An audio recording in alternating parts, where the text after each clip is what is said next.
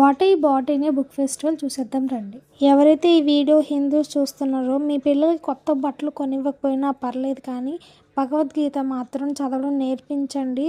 ఒకే రోజులో ఇదంతా చదవక్కర్లేదు, కానీ రోజుకి ఒక్క పేజీ అని చదివితే వాళ్ళలో మార్పు వస్తుంది. ఎలా నడుచుకోవాలనేది ఈ బుక్ ద్వారా వాళ్ళకి అర్థమవుతుంది అనమాట.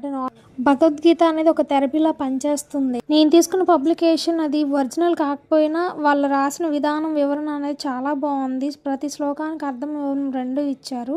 6th క్లాస్ స్టూడెంట్స్ కూడా ఈజీగా చదివి అర్థం చేసుకునేంత ఈజీ తెలుగు ఇచ్చారనమాట. మీ ఇంట్లో భగవద్గీత ఉందా? ఉంటే ఎంతవరకు చదివారు?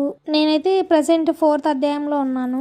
నెక్స్ట్ వచ్చేసరికి గోవిందనామాలు తీసుకున్నాను అనమాట. ఇందులో 1,16,000 టైమ్స్ రాయొచ్చు. ఆల్రెడీ నేను క్యాలిక్యులేట్ కూడా చేశాను, ఎగ్జాక్ట్గానే చెప్పారు. అండ్ ఆల్రెడీ స్టార్ట్ చేశాను. యంగ్స్టర్లో దైవభక్తి పెంచడానికి టీటీడీ వాళ్ళు ఒక రూల్ పాస్ చేశారు. 25 years లోపు ఉన్న వాళ్ళు ఎవరైనా 1,116 సార్లు స్వామివారి గోవిందనామాలు రాస్తే కనుక తిరుమలలో వాళ్ళకి ఫ్రీ దర్శనం అనమాట, విఐపి దర్శనం, అండ్ అలాంగ్ విత్ ఫ్యామిలీ.